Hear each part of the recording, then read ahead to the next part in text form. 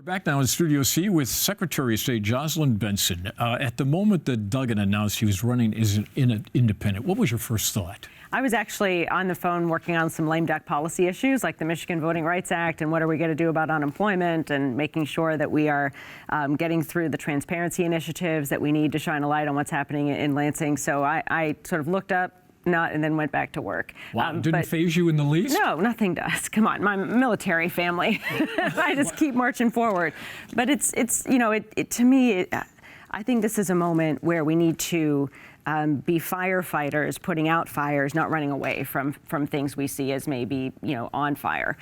And that's who I am. And so if there was any reaction, it's, this makes me even more committed and dedicated to making sure that we, the party of the Voting Rights Act, the party of the people, continue to better communicate to our residents and Michiganders everywhere that that's who we are and that we're on their side. And I think this potentially does increase the importance of doing that work, but we had to do it anyway, no matter what. But isn't it, if you run away from a fire sometimes, you live?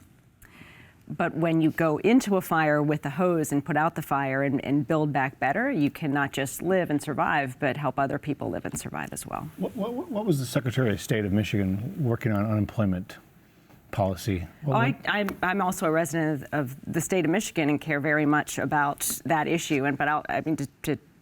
Specifically what happened. Actually, I'll tell you what happened. So I'm a former military spouse and have close ties to that community. And it was a woman who I worked with on the Military Spouses of Michigan who reached out to me out of nowhere, named Liz. And she said, did you know unemployment hasn't been raised since, the 1990s? And I think she was struggling, needing with her family member. And she said, is there anything being done about this? And I said, actually, there is a bill right now. And so I reached out to some folks in the legislature and connected them because I said, you should know that these are folks who aren't political, paying attention to the politics, but are feeling the pain. And these are the types of voices you need to hear right now. And in addition to those lame duck issues you mentioned, what's your confidence level that any of this will be able to happen in the next 2 weeks? We've seen some attendance issues plaguing the House Democrats. Is it possible to get some of those priorities done? Every single person who is elected to represent the people of Michigan needs to show up for work if they're able to in this moment and make sure they're getting done the work of the people. That's what's happening right now. We call it lame duck. We know it's sort of the end of the session, but that makes it, in my view, even more important that we move the ball forward on things that may have been stalled over the last several months and actually get things done, get things to the governor's desk so that we can show results, both not just as a party, but as leaders in this state. So I'm hopeful. I think we're seeing a lot of that activity certainly this week. We'll see what happens in the days ahead. I feel good about everything, but again, there's lots of people in the mix here, and the important thing is that everyone recognizes that in this moment, we've got to show up for the people of Michigan. I've heard you say a lot today, you're listening, you're talking to people, you hear what people are saying, but to me, that kind of sounds like politician talk a little bit. You've been, in this position for years now. I guess, I heard Kamala Harris say a lot, we're listening to people. Do you really think that's what people want? Or do you want, do you think it's more the messaging? It's, can you explain maybe what that means of just listening, I guess? I think it's about making sure people know they're heard and feel they're heard and see that they're heard in the actions that we take after we listen. You don't think people think they're heard? Don't you think people want to hear what politicians have to say? Both. I think it's a conversation. I mean, that's what, to me, representation is. It's listening, saying, it's meeting people where they are, saying, how can we do things better for you? Coming forth with your own data-driven solutions or other types of best practices, and that's what we've done in this office, reforming customer service, increasing access to and the security of our democracy, coming forward and say, here's some proposals, what do you think of them? It's a relationship representation leadership is, and that's really why it's so important for me that we show up in all communities, not just those that vote Democratic or are purple.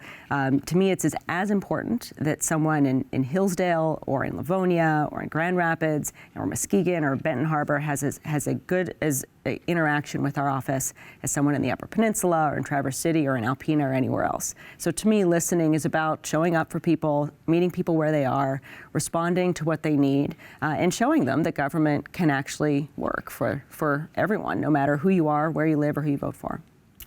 Secretary, this week in the Michigan House, there was a bill introduced that would eliminate, as counting as gifts to legislators, tickets to charity events. And it looks like on the surface that they want to make basically exempt tickets that lobbyists buy to send lawmakers to the Auto Prom, the charity preview at the auto show. What do you think of that proposal? First, our sort of centerpiece or our gold star needs to, or North Star needs to be transparency. That's important. Things need to be disclosed, and right now a lot of stuff is happening that's not disclosed. So my priority is that piece.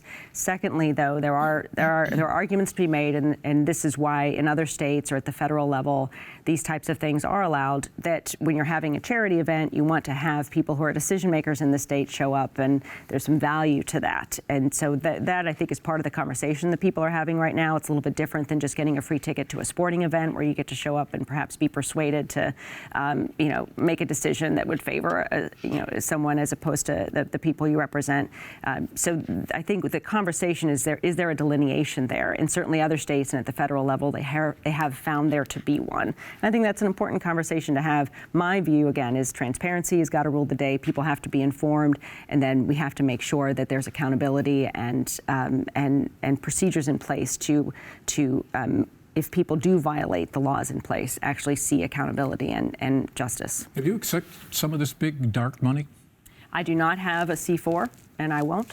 It is important to me that everyone running for office in this state is transparent about where they're getting their funding from. And at the same time, it's important to me that any money spent to influence political activity or policymaking in the state is disclosed. Have you been approached by those folks to say, let us give you a check?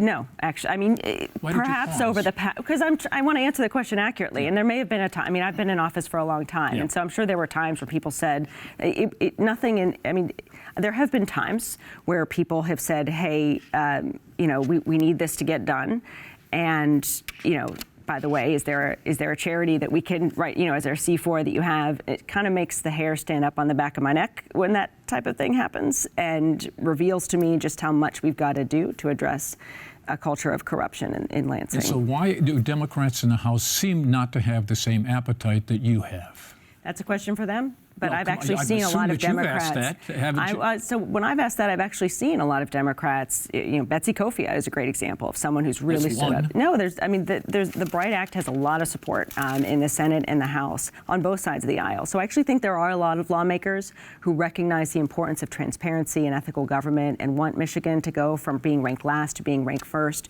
It's why you're seeing this conversation happen. It's also why you're seeing a lot of work to move the FOIA expansion forward, which is passed the Senate, now is up for a vote in the House.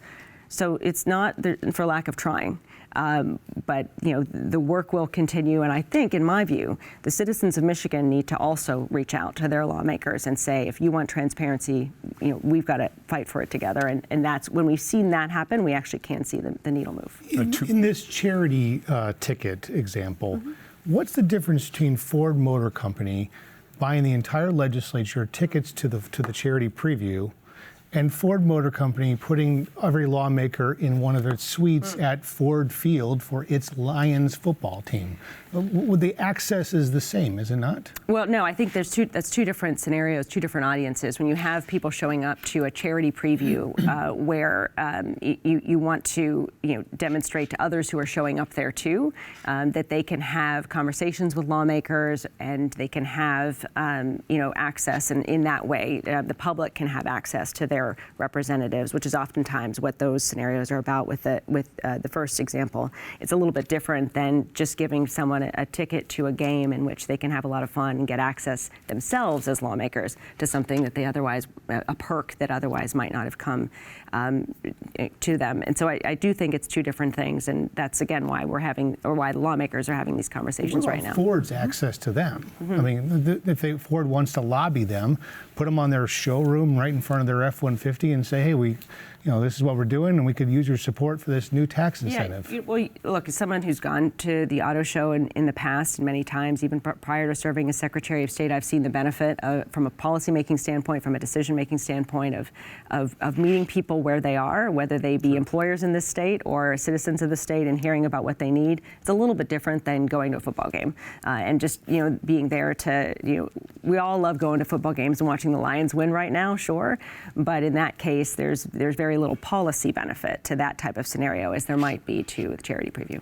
The next test of Quickly. Yeah, the next test of where, what the party learned from 2024 is going to be, the state or the party chair races, both the state and for the, DNC. Do you have a certain candidate that you think, I know there's still names being tossed out, but you would like to see maybe both run the state or, the national party? I think whoever it is, at the state or federal level or national level, we need someone who is dynamic, who is energetic, who's willing to shake things up a little bit and re-examine things that may not seem broken but need to be fixed anyway. And that type of innovative spirit and is something that I think would be great for our party at the state level as well as at the national level. Someone who certainly cares about the issues that we as Democrats stand for of protecting people in the workplace, protecting our kids in schools, making sure women and everyone have access to quality health care and reproductive freedom. All of that is still going to be important, is continue to be important to our party, and those leaders who can best help us reach people and communicate to them that we're on their side, that we're going to work to make their lives better, we're going to work to save them time and money. That's the type of leadership that I believe is in our party and that we'd love to see continue to lead in our party. Madam Secretary, good to see you. Thanks for Always being good on to be here, OTR. Jim. Thanks for having me. All righty.